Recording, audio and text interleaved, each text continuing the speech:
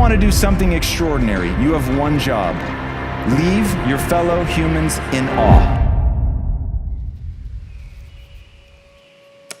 You probably don't think of your life in this manner, but I now invite you to think of your life in this manner. Your entire life has been nothing but an attempt to exert control over some part of your internal or external environment. You do not have control, you never had control, you never will have control. You only have the illusion of control.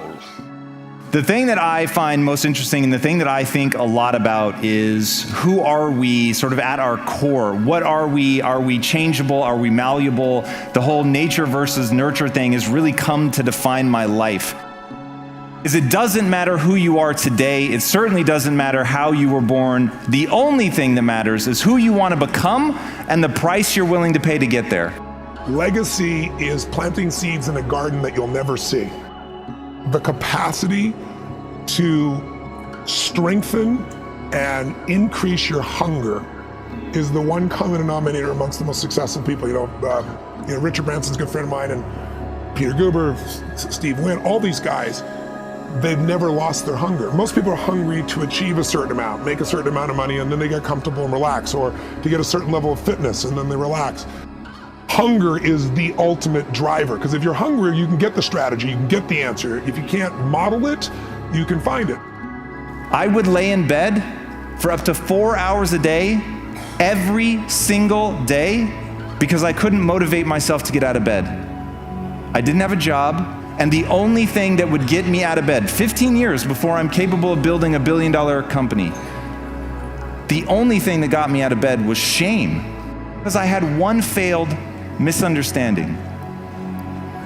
I believed that my talent and intelligence were fixed traits. Because what's happening in the mind seems invisible. We can't see it. We don't understand what's happening. And so as shame was the only thing that would drag me out of bed, I didn't understand that the same thing I believed to be true of my body was true of my mind. What you build your self-esteem around matters. So what I want you to realize is thoughts are invisible waves. When you turn on TV, it takes invisible waves, and depending on the channel, you're gonna see a love story or an adventure or a drama or a comedy. So what I've tried to do in this Airy Beautiful state is simple. You start to feel the stress, you see it as thoughts going by, and then you focus on something to appreciate, enjoy, or love. Appreciation, love, and joy destroy suffering. You can't be grateful and angry simultaneously. It's possible. You can't be worried and fearful and grateful simultaneously. So I tell people gratitude is one of the emotions to cultivate that'll destroy the suffering. Stop trying to control your life. You can't do it. Think instead in terms of controlling the experience of your life. A lot of the time in your life, you have the ability to decide what you are going to experience. Mental chatter is an internal monologue that you have going on in your heads all the time. It begins right up when you get up in the morning, is with you throughout the day. Mental chatter has always been a part of your life. Most of the time we try to ignore it, we suppress it, we work around it, we try to live our life as best we can in spite of our mental chatter. That is a huge mistake. And the reason it's a huge mistake is because we build our lives with our mental chatter. We create the world that we live in with our mental chatter. We all think we live in a real world, but we don't. We live in a construct. We live in the matrix. And whether you realize it or not, each and every one of you has something that sits at the core of how you feel about yourself. And from that, your identity, your sense of self-worth, your self-esteem, it is all built around that thing. Now, when you think about my job as a parent, as an entrepreneur, as an athlete, as a speaker, as a whatever you want to be, you've got to get so good at that thing that when people see you do it, you make them experience the most potent human emotion, and that is awe. To get that good is a terrifying journey of self-discovery and confronting who you really are. Because you cannot make change until you acknowledge where you're actually at. The most important decision of your life is deciding whether you're truly committed to being happy no matter what.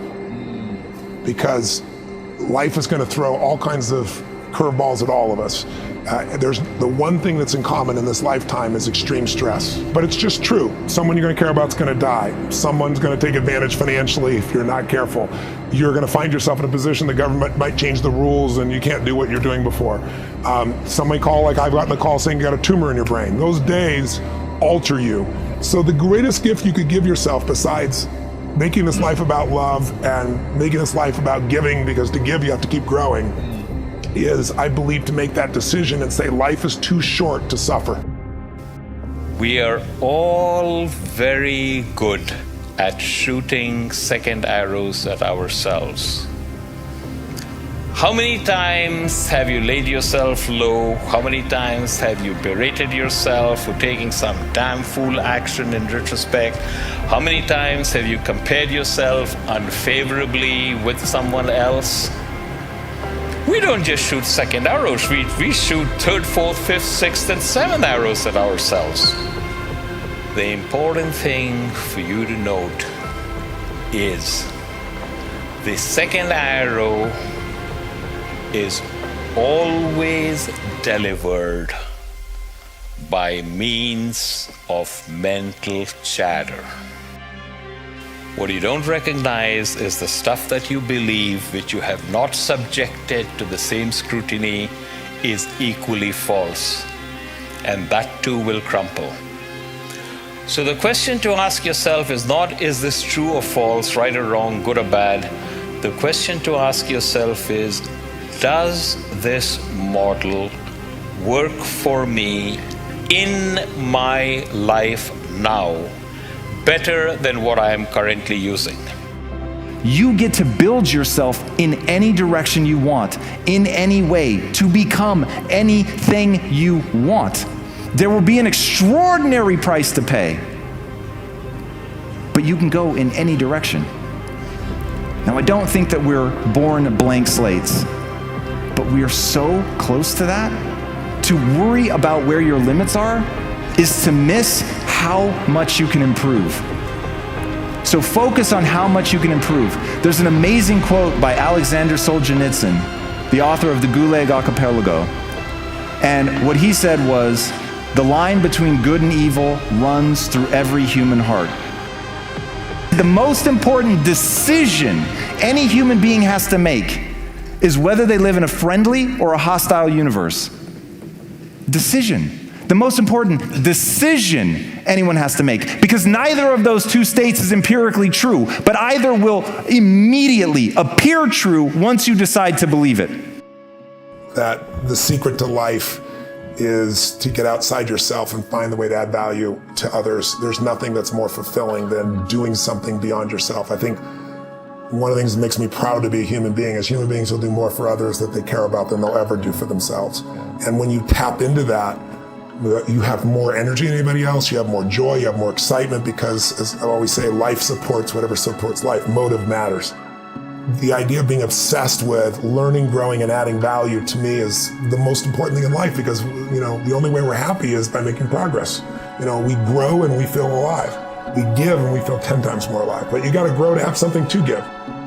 Brick by brick, day after day, I transformed myself. It was not an uncovering of something that was real and already there. It was simply acknowledging I am a hopelessly average human, but humans are the ultimate adaptation machine. So I can change. I can become whatever I want. And I just became single-mindedly focused on how much I could grow. And now that I was getting value and self-esteem out of growing instead of out of being, everything in my life changed. Because if you want to do something extraordinary, you have one job: leave your fellow humans in awe.